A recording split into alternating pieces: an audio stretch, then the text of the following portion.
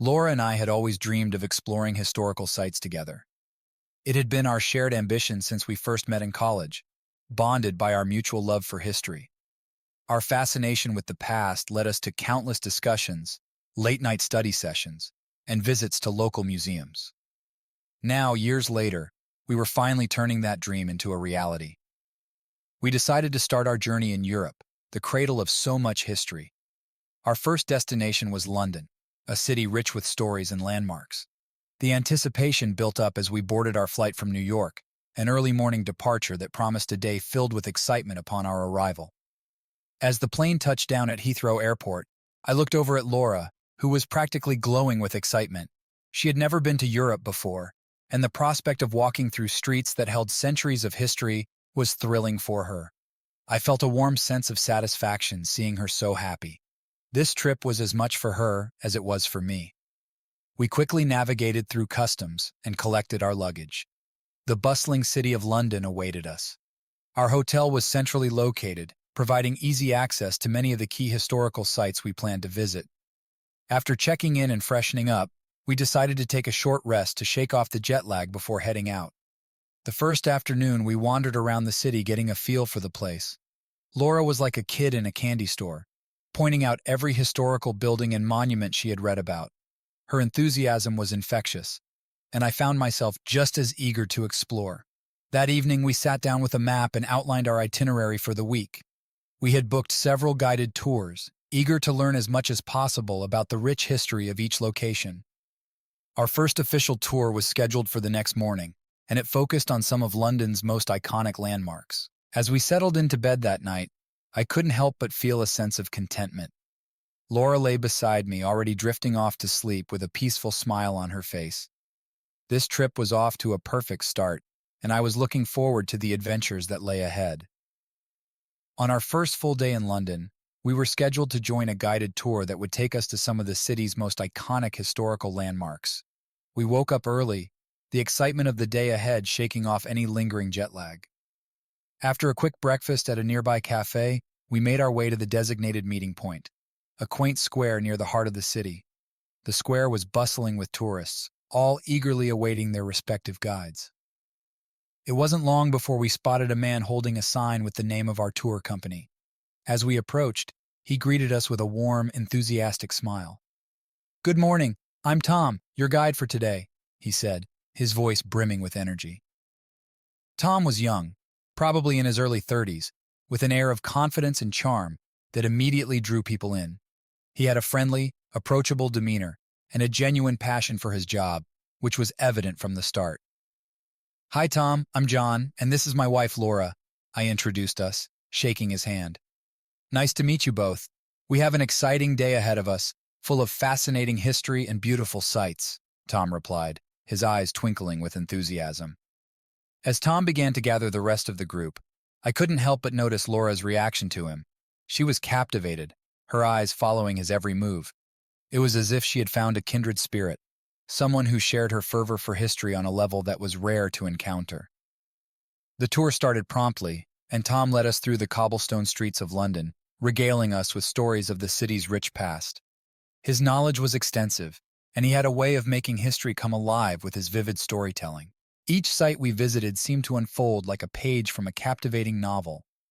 Laura was particularly engaged, asking Tom numerous questions and soaking up every detail he shared. She laughed at his jokes, her face lighting up in a way I hadn't seen in a while.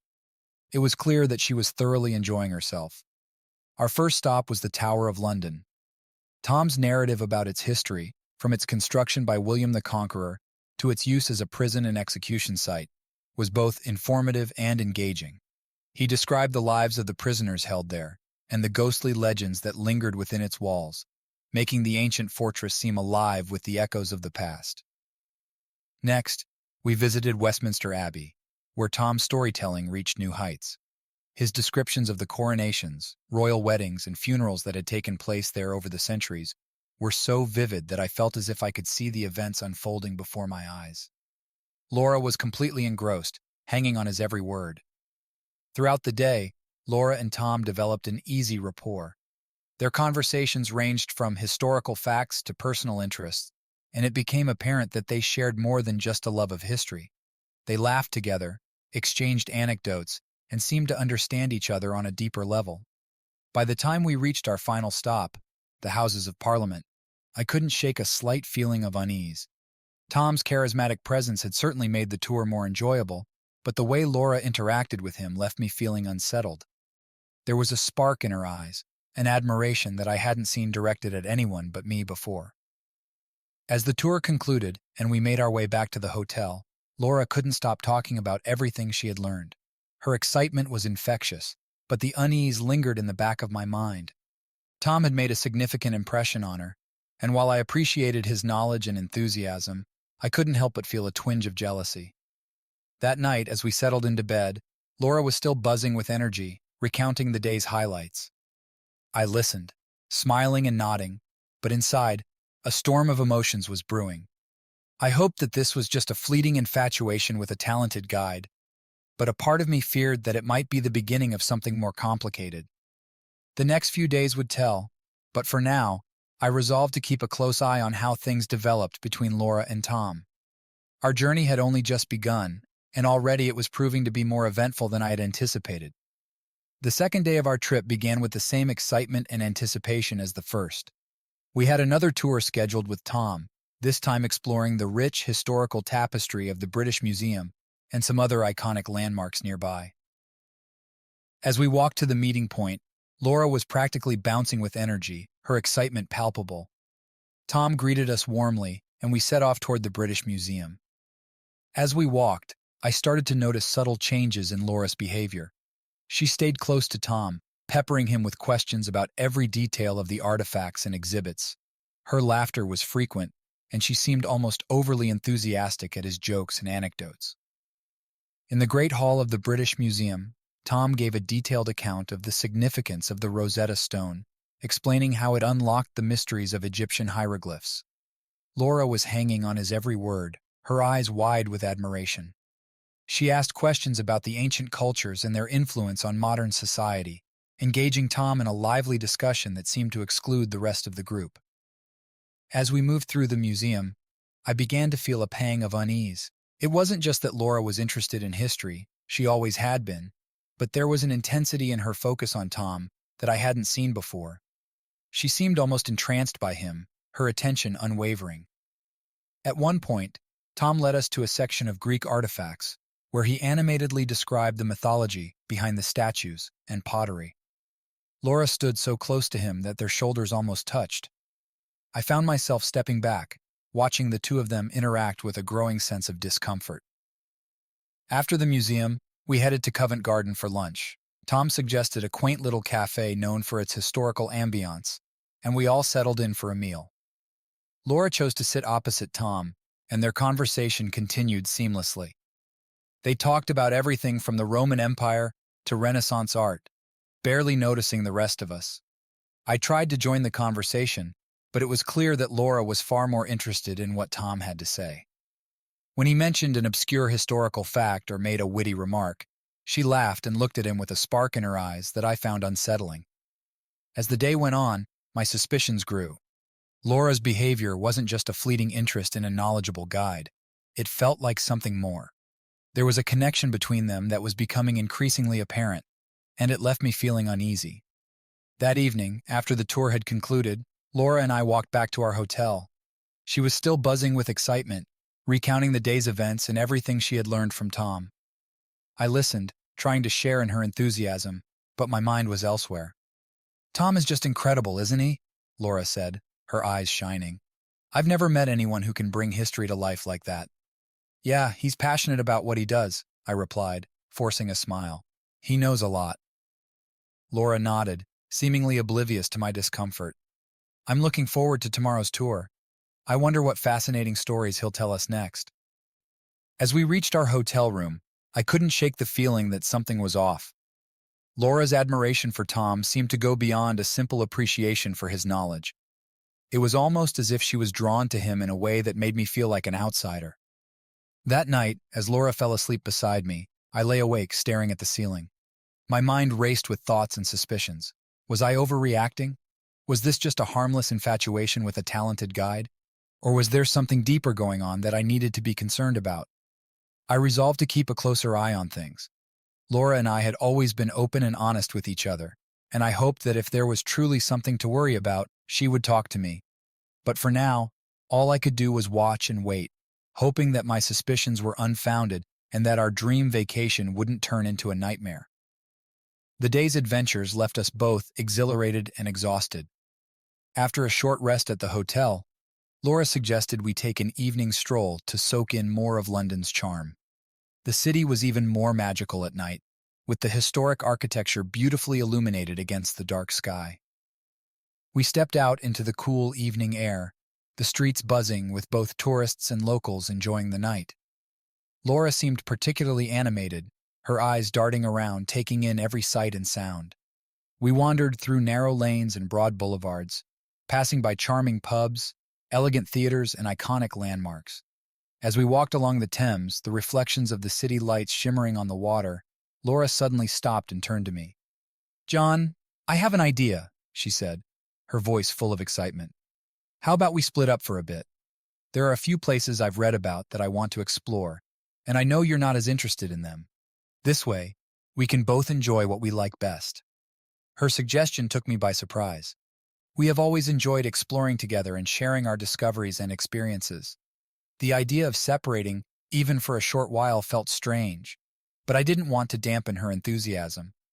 "Are you sure?" I asked, trying to hide my reluctance. "I mean, I'm happy to go wherever you want to go." Laura smiled reassuringly. "I know, but I don't want to drag you to places you might find boring. Besides, it's only for an hour or so. We can meet back here afterward and share what we've seen." Her logic made sense, and I didn't want to come across as overly possessive or distrustful. After all, it was just a brief separation. Still, a nagging feeling of unease settled in my stomach. "Okay," I agreed reluctantly, "but let's meet back here in exactly 1 hour, all right?" "Perfect," Laura beamed, giving me a quick kiss on the cheek. "See you soon." With that, she turned and walked away, quickly disappearing into the bustling crowd. I watched her go, feeling a mix of emotions. Part of me trusted her completely, believing that she simply wanted to make the most of our time in the city. But another part of me couldn't shake the uneasy feeling that something was off. I decided to make the most of my time alone, trying to push my worries to the back of my mind. I wandered along the river, taking in the sights and sounds of the vibrant city. The London Eye loomed above me, its lights creating a mesmerizing pattern in the night sky. I passed by street performers and bustling markets, but my thoughts kept drifting back to Laura. What was she doing? Where had she gone? And more importantly, why did she feel the need to explore on her own? My mind raced with possibilities, each one more troubling than the last. I found a quiet bench near the riverbank and sat down, staring out at the water. The hour seemed to stretch on endlessly, my anxiety growing with each passing minute. I checked my watch repeatedly, counting down the seconds until I could see Laura again. Finally, the hour was up. I made my way back to our meeting point, my heart pounding with a mix of anticipation and dread. As I arrived, I scanned the crowd, searching for any sign of her. After a few tense moments, I spotted her walking towards me, a bright smile on her face. "John!" she called out, waving excitedly. "You won't believe what I found." She reached me and immediately launched into a detailed account of the hidden gems she had discovered, her eyes sparkling with excitement. I listened, trying to match her enthusiasm, but the uneasy feeling lingered. Despite her apparent joy, I couldn't help but wonder what else might be going on beneath the surface. As we walked back to the hotel, Laura's excitement was infectious, and I found myself momentarily swept up in her enthusiasm. But as we settled in for the night, the nagging doubts returned, whispering in the back of my mind. Something had changed, and I couldn't shake the feeling that our journey was taking an unexpected and potentially troubling turn. The next morning, we resumed our tour with Tom, this time exploring the historic neighborhoods of London. The city was alive with activity, and the weather was perfect for a day of sightseeing. Laura seemed particularly excited, her mood buoyant as we set off with the group. As we walked through the narrow streets of Westminster, Tom shared stories about the famous figures who had lived and worked in the area. Laura was, as always, fully engaged, asking him numerous questions and hanging on his every word. Her enthusiasm for history was one of the things I loved most about her. But today, something felt different. About an hour into the tour, Laura turned to me with a bright smile. "John, Tom mentioned some additional historical sites that aren't on the main tour. He's offered to show them to me after this. I think it would be a fantastic opportunity to learn even more about the city's history. Do you mind if I go with him?" I was taken aback by her request. While I appreciated her passion for history, it felt odd that she would want to separate from the group, and from me, to spend more time with Tom. However, not wanting to appear unreasonable or distrustful, I nodded. "Sure, Laura. If you think it's worth it, go ahead. I'll stick with the group and catch up with you later." "Thanks, John. You're the best," she replied, giving me a quick kiss before turning her attention back to Tom. As the tour continued, Laura and Tom occasionally drifted off to the side, discussing various historical facts and points of interest in more detail. I tried to focus on the tour and the information being shared, but my thoughts kept drifting back to them. There was a growing sense of unease in the pit of my stomach that I couldn't ignore. When the main tour ended, Laura waved goodbye to the group and joined Tom for their additional exploration. I watched them walk away together, a knot tightening in my chest. I decided to take a leisurely walk through the nearby streets, trying to shake off the feeling of unease. I found a cozy cafe and settled in with a cup of coffee, attempting to distract myself with some light reading. But my mind kept wandering back to Laura and Tom. What were they doing? What were they talking about? And why did it feel like she was becoming more distant from me with each passing day? An hour later, I received a text from Laura. "Hey John, Tom showed me some incredible places. I'm learning so much. I'll meet you back at the hotel in about an hour. Love you." I replied with a simple, "Okay, see you soon," trying to keep my tone neutral. I couldn't shake the feeling that something was amiss. Laura's enthusiasm for history was genuine, but her growing closeness with Tom felt troubling. Back at the hotel, I waited in the lobby, my mind racing with thoughts and suspicions. When Laura finally arrived, she was beaming with excitement, her cheeks flushed from the day's activities. "John, you won't believe the hidden gems Tom showed me. We saw this incredible old church that dates back to the 12th century, and the stories he told about it were fascinating." She continued to share her experiences with me, her enthusiasm bubbling over. I listened, nodding and smiling, but my unease remained. Her connection with Tom seemed to be deepening, and I couldn't help but feel left out. That evening, as we prepared for bed, Laura was still buzzing with energy, recounting the day's adventures. I tried to join in her excitement, but a part of me felt like an outsider, observing from a distance. As I lay in bed that night, listening to the sounds of the city outside our window, my thoughts were consumed with doubts and questions. What was going on between Laura and Tom? Was it just a harmless fascination with history, or was there something more? I knew I needed to talk to Laura, to express my concerns, and try to understand what was happening. But for now, all I could do was wait and hope that my fears were unfounded, that our trip would bring us closer together rather than drive us apart. One evening during our trip, Laura suggested we invite Tom to join us for dinner. Her idea was met with enthusiasm from Tom, who seemed delighted by the offer. We decided on a cozy, charming restaurant not far from our hotel, known for its warm ambiance and delicious cuisine. As we arrived at the restaurant, the soft glow of the candlelight and the gentle hum of conversation created a relaxing atmosphere. We were seated at a corner table, giving us a bit of privacy, while still allowing us to enjoy the restaurant's ambiance. Laura had taken care of the reservations, and I could tell she was eager for the evening to unfold. Tom arrived shortly after us, looking relaxed and casual in a smart shirt and jeans. His smile was as charismatic as ever, and he greeted us warmly before taking his seat. The evening began with light conversation as we perused the menu, and Laura's excitement was palpable. She couldn't stop talking about the day's events and how much she had learned from Tom. As the dinner progressed, I watched the dynamic between Laura and Tom closely. They seemed to be in their little world, their conversation flowing effortlessly and their laughter coming easily. The way they interacted was comfortable and familiar, but it was the unspoken exchanges, the glances, and the small, knowing smiles that caught my attention. At one point, Tom recounted a funny anecdote about a historical mishap he had encountered during his career. Laura laughed heartily, her eyes locking with his for a moment longer than necessary. There was an intimacy in their connection that I hadn't noticed before, a subtle yet unmistakable chemistry that made me uneasy. Tom leaned in slightly, gesturing animatedly as he spoke, while Laura mirrored his posture, hanging on every word.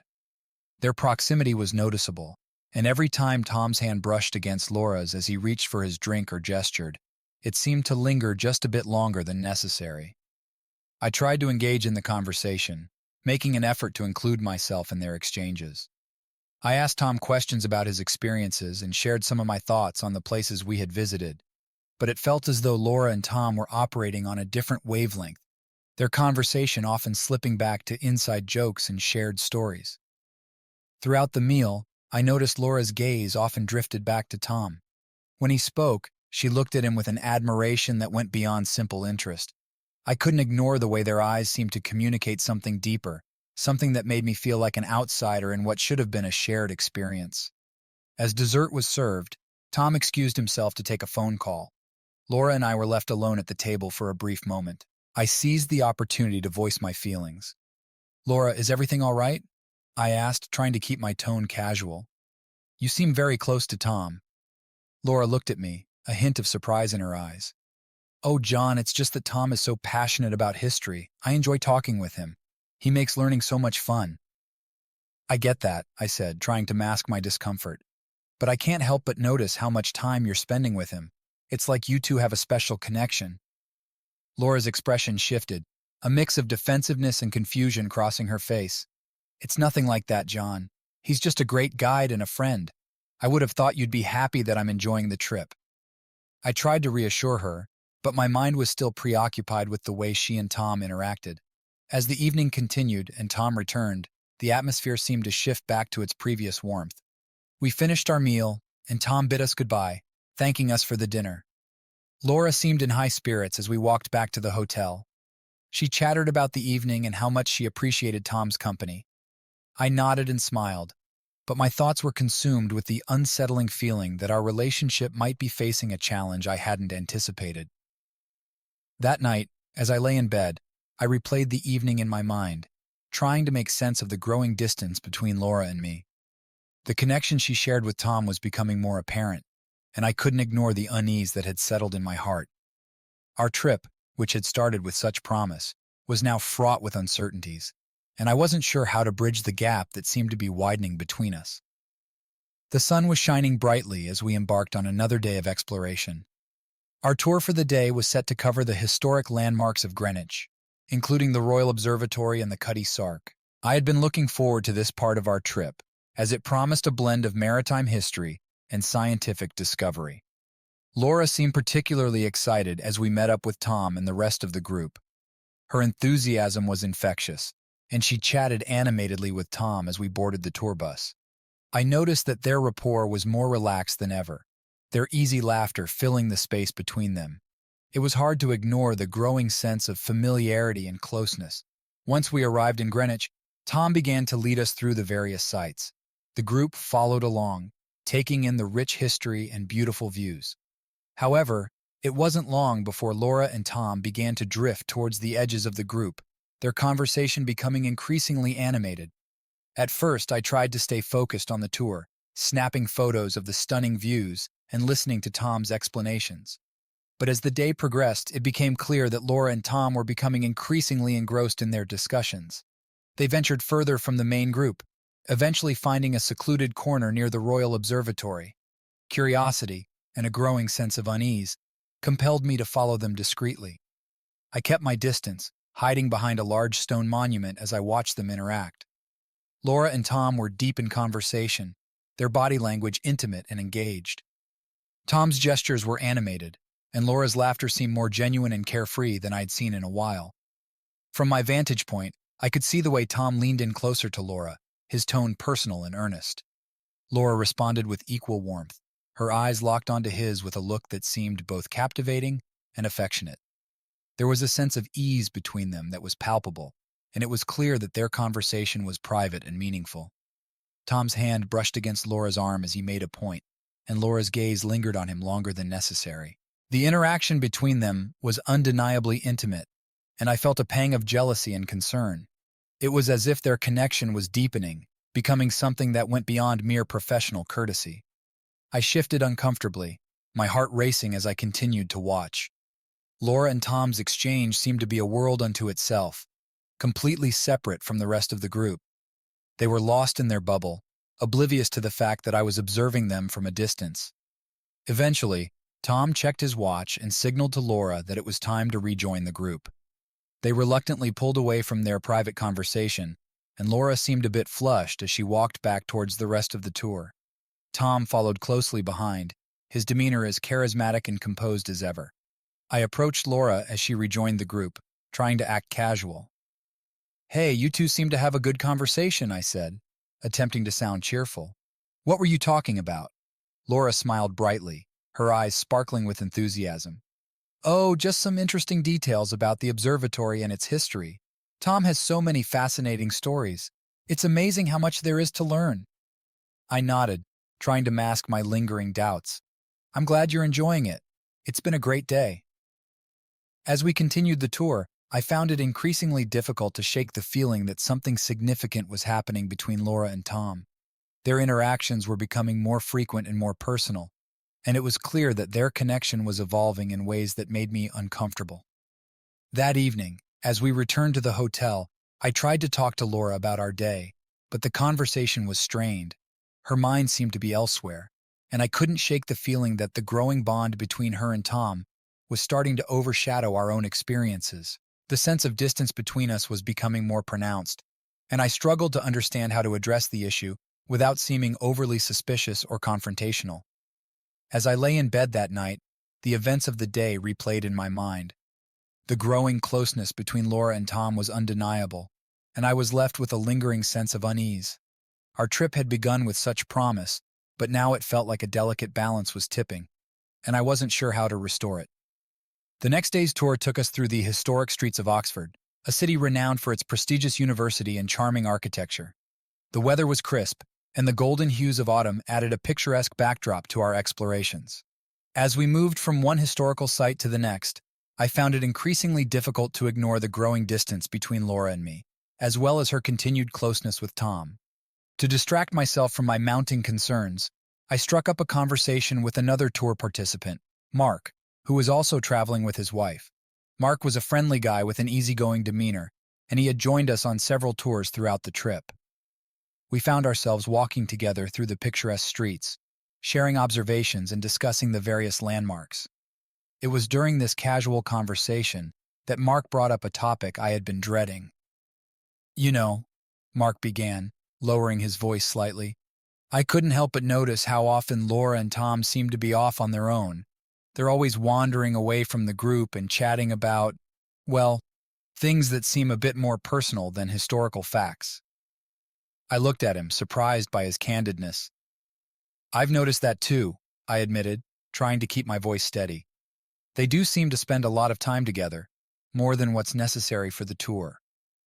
Mark nodded, a thoughtful expression on his face. "It's not just you. My wife and I were talking about it yesterday. We've seen them together a lot, and the way they interact, it just feels a bit too familiar. I've been wondering if I'm reading too much into it, but it seems like they have a connection that goes beyond just being a guide and a tourist." His words struck a chord with me. I had been trying to make sense of what I was witnessing, and hearing someone else voice similar concerns provided a new perspective. "I appreciate you mentioning it," I said. "I've been trying to figure out if I'm just being overly sensitive or if there's something more going on." Mark shrugged, a look of empathy in his eyes. "It's hard to say for sure. I don't want to jump to conclusions, but the signs are there. Sometimes, it's better to trust your instincts, especially when something feels off." We continued walking through the historic sites, our conversation shifting back to the day's activities. However, Mark's observations lingered in my mind, amplifying the doubts and insecurities that had been growing since the start of the trip. Later that evening, as Laura and I settled into our hotel room, I tried to broach the subject again. "Laura," I said cautiously, "I had a conversation with Mark today. He mentioned that he noticed you and Tom spending a lot of time together, and it made me wonder if we should talk about it." Laura looked at me with a mix of surprise and confusion. "Mark noticed that too?" "John, it's nothing. Tom's been incredibly knowledgeable, and I've just been trying to learn as much as I can." "I understand that," I replied, "but it seems like the time you're spending with him is more than what's necessary for the tour. I just want to make sure everything is okay between us." Laura sighed, her expression softening. "John, I didn't realize it was bothering you so much. Tom is just a great guide, and our conversations are purely about history. I didn't mean for it to come across any other way. I wanted to believe her, to trust that her intentions were as innocent as she claimed. But the seed of doubt had been planted, and it was growing harder to ignore. The dynamic between Laura and Tom seemed to be shifting, and I was left grappling with my insecurities and fears. As we prepared for bed, I tried to push my worries aside, focusing instead on the remaining days of our trip.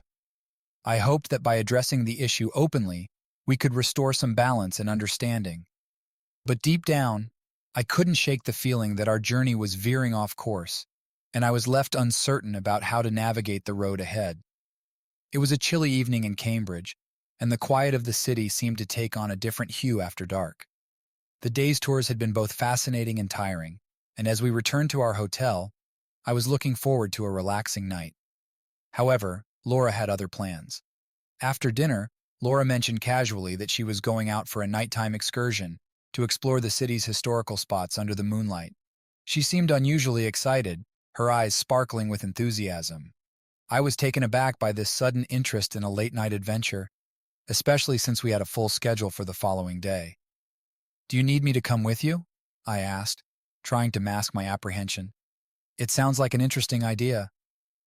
Laura shook her head, a playful smile on her lips. "No, it's something I want to do on my own. Tom suggested it, and I think it'll be really special. You should rest. We have another busy day ahead." Her response, though polite, felt dismissive. The fact that Tom was involved in this nighttime excursion only added to my unease. I couldn't shake the feeling that something was off. As Laura prepared to leave, I decided to follow her discreetly, hoping to uncover more about what was truly happening. I waited until Laura had left the hotel before slipping out myself. I kept a safe distance, blending into the night as I trailed her through the dimly lit streets. The cool air nipped at my skin, but my mind was focused solely on tracking Laura's movements. Laura walked briskly, her excitement evident in her quick steps. She headed towards a quaint little cafe that I had noticed earlier, but hadn't paid much attention to. The cafe was known for its charming ambiance and was situated on a quiet corner, away from the main thoroughfares. As I approached the cafe from across the street, I saw Laura enter, greeted by a friendly nod from the bartender. I waited in the shadows, my heart pounding with a mix of anxiety and curiosity. The cafe's windows were slightly fogged up, but through the gaps, I could see Laura and Tom seated at a small table in the corner, their conversation animated and intimate. Tom had taken off his jacket and was leaning in close to Laura, his body language relaxed and open. Laura, in turn, was smiling warmly at him, her attention wholly focused on their discussion. The interaction between them was unmistakably personal, and it was clear that their connection extended beyond the professional. I watched as Laura and Tom shared a dessert, their faces lit up with laughter. Tom's hand occasionally touched Laura's arm or lightly grazed her shoulder, and Laura responded with equal warmth, her gaze lingering on him with affection. It was a scene that felt intensely private, and my presence, though concealed, felt intrusive. The cafe was quiet, the soft murmur of conversation and the clinking of cutlery punctuating the scene. Laura and Tom appeared completely absorbed in their world, oblivious to the outside surroundings. They seemed to be enjoying each other's company, their interaction filled with a familiarity and ease that I hadn't seen before. After a while, Laura and Tom stood up, exchanging what looked like heartfelt farewells. Tom placed a gentle hand on Laura's back as he walked her to the door, and they shared a lingering goodbye before Laura left the cafe. I waited until she was a safe distance away before following her back to the hotel. My mind was reeling with the implications of what I had witnessed. The nature of Laura's interaction with Tom seemed far more personal than I had anticipated, and it left me grappling with a deep sense of betrayal and confusion. As I walked back to the hotel, I struggled to make sense of the situation. Laura's late-night meeting with Tom felt like a clear indication of something more significant happening between them. The trust I had in our relationship was being tested, and I found myself questioning everything I thought I knew about Laura and our trip. When I finally returned to the hotel room, Laura was already there, preparing for bed. She seemed cheerful and energized from her outing, her eyes bright with excitement. "How was your excursion?" I asked, trying to keep my voice steady. "It was wonderful," Laura replied, her enthusiasm palpable. "Tom showed me some hidden gems of the city that I wouldn't have found on my own.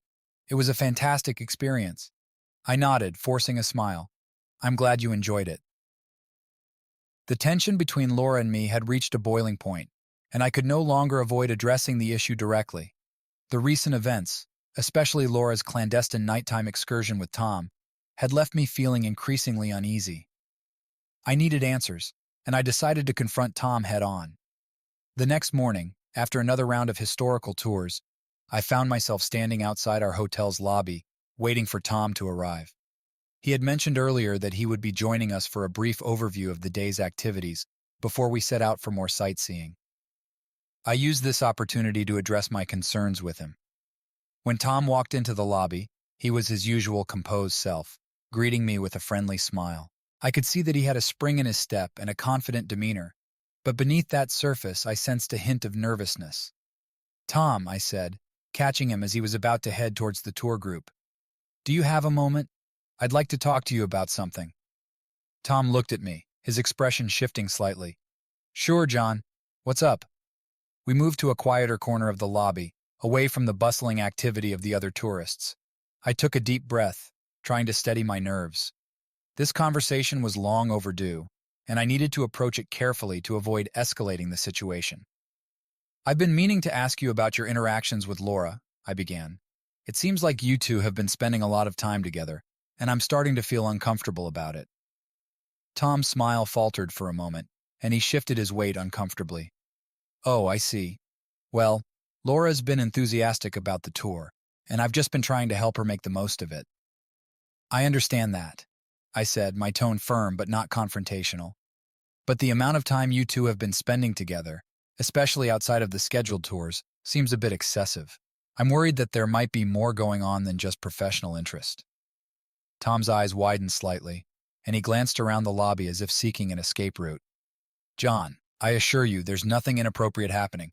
Laura's been asking questions and exploring more of the city on her own.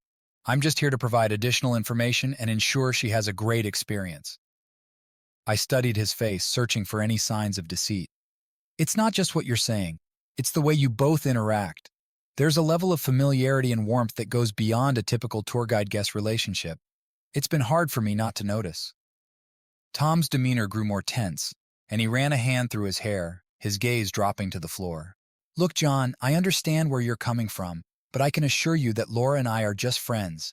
My job is to make sure everyone enjoys the tour and gets the most out of their experience. That's all there is to it." His defensive reaction only heightened my suspicions. The nervousness in his voice, combined with his evasive body language, suggested that there might be more to the story. "Tom, if something is going on, I need to know. I don't want to jump to conclusions, but it's important to me that I understand what's happening." Tom took a deep breath and seemed to struggle with his words. "John, I can't control how people feel or interact. My role is to provide information and support during the tour. If there's been any misunderstanding, I'm truly sorry." His response was frustratingly vague, and I felt a sense of disillusionment. I wanted to believe his assurances, but his nervous behavior spoke volumes. It was clear that the situation was more complicated than he was willing to admit. "All right, Tom," I said, trying to keep my voice steady. "I appreciate your honesty. I just want to make sure that Laura and I can continue to enjoy this trip without any additional stress." Tom nodded, his expression a mix of relief and discomfort. "Of course, John. If you have any more concerns, feel free to talk to me." As Tom rejoined the group, I was left standing in the corner of the lobby, feeling a mix of frustration and unease. The conversation had not resolved my doubts, and the tension between Laura and me continued to simmer. I was left with more questions than answers, and I knew that the remaining days of our trip would be crucial in determining the future of our relationship. The days had been heavy with unspoken tension, and the atmosphere between Laura and me had grown increasingly strained. My confrontation with Tom had only deepened my doubts, and I could no longer avoid addressing the issue with Laura directly. I needed to hear the truth from her lips, to understand what had been going on between her and Tom. One evening, after we returned to the hotel from another long day of touring, I knew it was time to have a serious conversation with Laura. I could see the fatigue in her eyes and the weight of our situation hanging over us both. We needed to confront the issues head-on if we had any hope of resolving them. We sat down in the quiet corner of our hotel room, the soft hum of the air conditioning, the only sound breaking the silence. Laura looked at me with a mixture of apprehension and resignation, her usual smile absent. I could tell she knew this conversation was coming, and she seemed braced for the impact. "Laura," I began, my voice steady but filled with emotion. "We need to talk. I've been feeling increasingly uncomfortable with the way things have been between you and Tom. I need to know what's going on." Laura's gaze fell to her hands, which were nervously twisting in her lap. She took a deep breath before meeting my eyes, her expression a mix of guilt and vulnerability. "John, I know this hasn't been easy for you, and I'm sorry for the way things have unfolded." Her words felt like the prelude to something significant, and I waited in tense anticipation. "Laura, please, just be honest with me. What's going on between you and Tom?" She hesitated for a moment, her eyes searching mine for understanding. "I've been trying to avoid this conversation, but I owe you the truth. I do have feelings for Tom. There's been a connection between us that I didn't expect." My heart sank at her confession, and I struggled to keep my composure. "Feelings? Laura, you've been spending so much time with him, and it seems like there's something more than just friendship. How long has this been going on?" Laura's eyes were filled with tears, and she wiped them away quickly before continuing. "It started as a fascination with his knowledge and passion for history, but as we spent more time together, I started to feel something more. It's complicated, John, and I didn't intend for it to happen."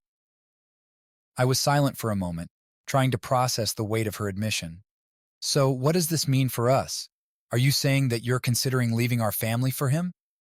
Laura shook her head vigorously, her voice trembling. "No, John, that's not what I want.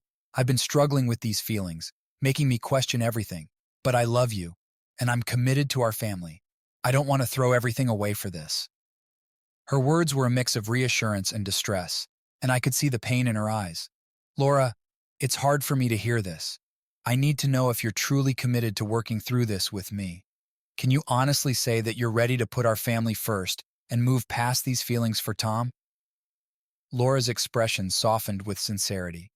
"Yes, John. I want to work through this. I know I've made mistakes, and I'm willing to do whatever it takes to fix things between us.